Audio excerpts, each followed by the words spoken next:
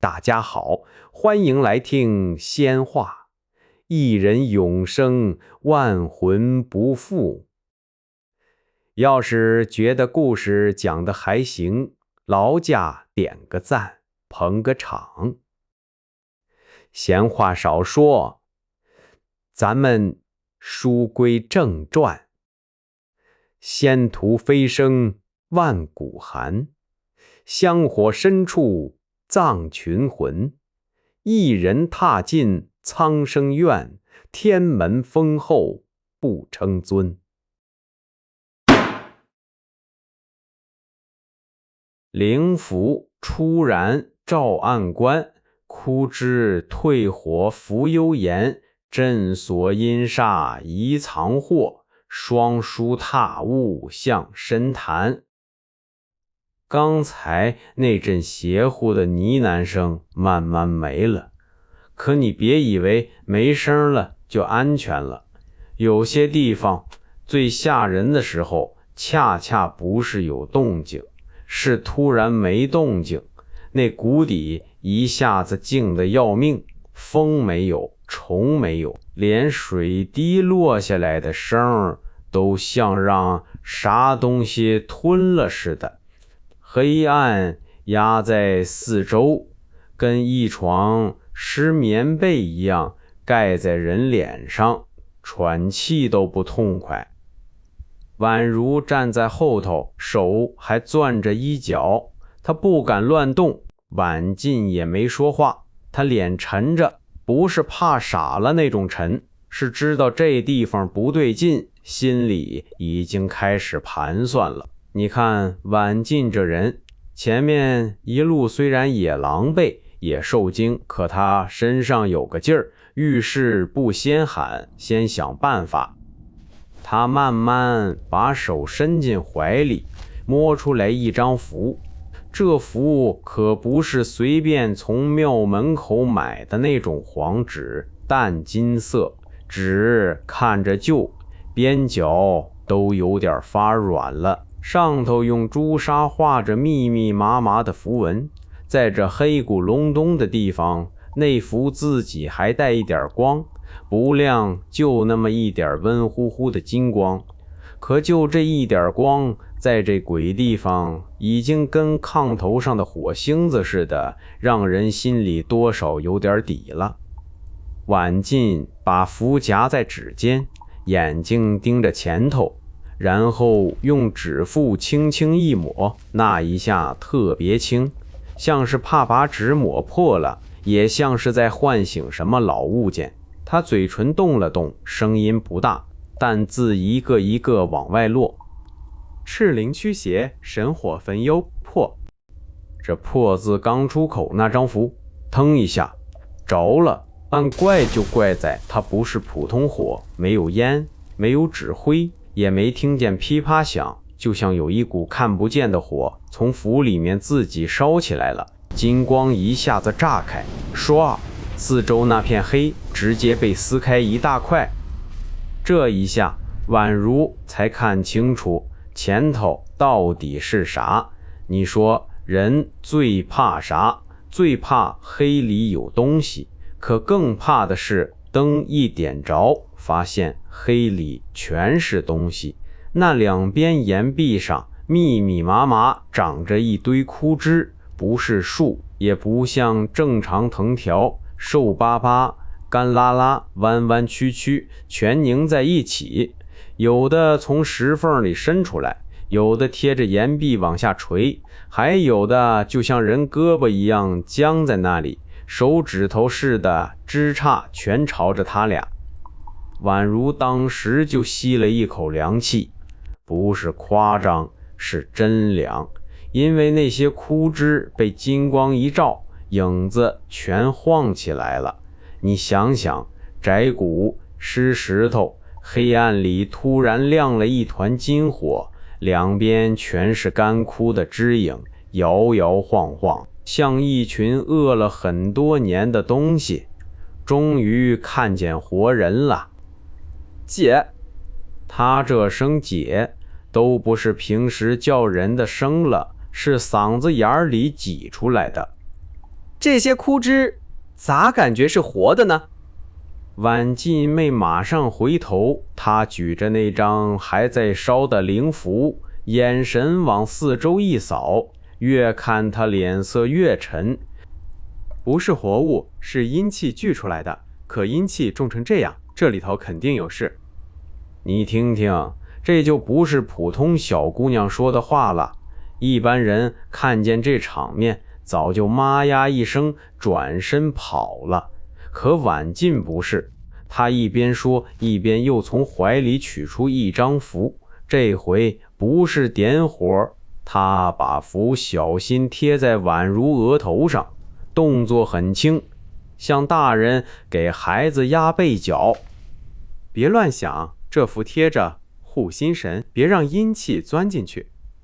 宛如只觉得额头一热，那股热不是烫，是从皮肤慢慢往里渗。刚才他身上那种发冷发虚、脚底没根的感觉缓过来不少，人一有点气力，胆子也就回来一点。他点点头，可眼睛还是忍不住往两边瞄。姐，这地方真不像能让活人走的，所以更要快点走。灵符不多，能照一段是一段。这话很实在，符不是无穷无尽的，点一张少一张。你现在看着是金光护身，好像挺威风，可这里头有账，每烧一张符就是往后少一条路，这就是仙话。这故事厉害的地方，它不是那种伸手一挥法术随便放，不是他们现在每往前走一步都是拿手里那点东西硬撑。有时候人就是这样，你为了活下去先烧一张符，再为了救人烧第二张，后来为了镇住一城人，烧的就不再是符了，是命，是名，是别人的香火，是自己也还不清的账。当然那都是后话，眼下这俩姑娘还没想那么远，她们就想从这鬼谷底走出去。婉进在前头，宛如跟在后头，金光照着他俩往前慢慢挪。走了没几步，前头的路突然窄了，不是一般窄，两边岩壁像往中间挤过来似的，人走进去肩膀都觉得别扭，空气也不流通，闷冷，还有一种滴滴的响，嗡嗡的，像远处有人在石头里磨刀，又像有东西躲在墙缝后头喘气。宛如越走越不对劲，他刚想开口，就看见旁边那些枯枝动了，一开始很轻，轻到你要是不盯着看还以为是自己眼花，可下一下就明显了，有一根枯枝从岩壁边上慢慢伸出来，再一根又一根，那玩意儿不是风吹，那地方根本没风，它就是自己往外探，一点一点悄悄摸摸，跟人伸手偷东西似的，可他偷的不是东西，他是奔人来的。姐，小心！婉进反应是真快，他连身子都没完全转过去，手已经抬起来了，指头飞快掐了个诀。这手诀要搁外人看也看不明白，就觉得他手指一错，一压一翻，浮光跟着一跳。灵火护体，急急如律令。话音一落，那灵符上的金光猛地往外一照，像有人在黑暗里撑开了一把火伞，一圈淡金色的火焰顺着他俩脚边铺开，把两个人牢牢护在中间。那些枯枝刚碰到火光边上，嗤一下全缩回去了，那感觉就像冬天你拿手碰了热锅沿，碰一下就知道疼。枯枝一退，四周又安静了，可这安静比刚才还瘆人，因为你知道他们没死，只是退了，就藏在黑里等，你这火一弱，他们还会来。宛如好半天才喘上来一口气，他看着那些缩回去的枝影，嘴唇都有点白。姐，这到底是啥地方啊？阴邪之气咋能重成这样？宛静默马上答，他举着符往前看，那窄道深处还是黑，金光照过去，只照出一截湿漉漉的石壁，再往后啥也看不清。他沉了一会儿才开口。我在师门秘卷里看过类似的记载，古时候有些修士会在阴煞重的地方布阵，不是为了助人，是为了镇东西或者封东西。镇东西，封东西。这鼓里的走向岩壁阴气句法，跟秘卷里写的阵势有些像，但谁布的，封的又是什么？现在还不好说。宛如一听这话，脸色更难看了。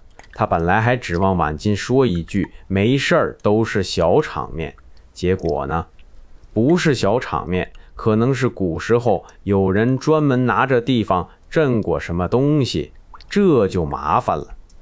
你想啊，能让修士专门布阵镇住的，能是啥好玩意儿吗？肯定不是野兔子，也不是山鸡，那都得是不能随便放出来的东西。姐，那这里头是不是藏着什么不得了的东西？婉静看了他一眼。这个时候，婉静其实也怕别把他写成石头人，他也是人，他也知道后头不对，可他更知道走到这儿了，光怕没用，怕能把路怕出来吗？不能。秘卷既然把咱们引到这儿，这里就一定有玄机。咱们已经进来了，现在退也未必退得出去。与其糊里糊涂被困死，不如探明白。可要是真有东西，那就更要知道是什么，不然以后想起来心里也不安。这话说得轻，可分量不轻。从这一刻开始，婉静和宛如其实已经不只是逃命了，他们开始主动往里探，这一步很关键。人一旦从躲危险变成查秘密，命就不一样了。前头可能有机缘，也可能有坑。修仙这条路就这样，你以为自己是去找造化，造化也在看你，看你胆子够不够，看你命硬不硬，也看你会不会为了那点光，把手伸进更深的黑里。行，姐，你说的对，都到这儿了，咱就弄个明白。婉静这才淡淡笑了一下。不大可，宛如看见这一下，心里就稳了点儿。婉静抬手拍了拍他肩膀，走吧，别拖，扶撑不了太久。俩人就这么继续往里走，婉静在前头举着灵符，宛如跟在后头，额头那张护心符微微发热，两个人的影子被金光拉得老长，一会儿贴在岩壁上，一会儿又被枯枝的影子切碎。前头的路还是窄，还是黑，可这回他俩脚步稳了一点。人就是怪，刚才还怕得不行，一旦心里有了个我要弄明白的念头，胆子就跟着长出来了。可他俩没注意，就在身后不远处，那些刚才被灵火逼退的枯枝又慢慢伸出来了。没有声，一点声都没有，一根两根三根从黑暗里悄悄探出头，像一群没吃饱的东西，远远掉在后头。金光往前走，黑暗就在后头合上，那几根枯枝也跟着一点一点逼近。你看，这就是这谷底的狠劲儿，他不跟你硬碰，他等你的符烧完，等你的胆气一松，等你以为自己已经安全了，然后再从背后轻轻摸上来。这段事儿到这儿，婉静和宛如算是往修仙路上又迈了一步。他们得到了啥？得到了灵符护身，得到了往前探的胆子，也看见了这幽谷里真有古镇旧风的影子。可他们失去了啥？失去了回头的轻松。因为从这一刻起，他们不只是掉进谷里的人了，他们成了主动揭开这谷底秘密的人。有些门你不推开它只是门，你一推开它就是命。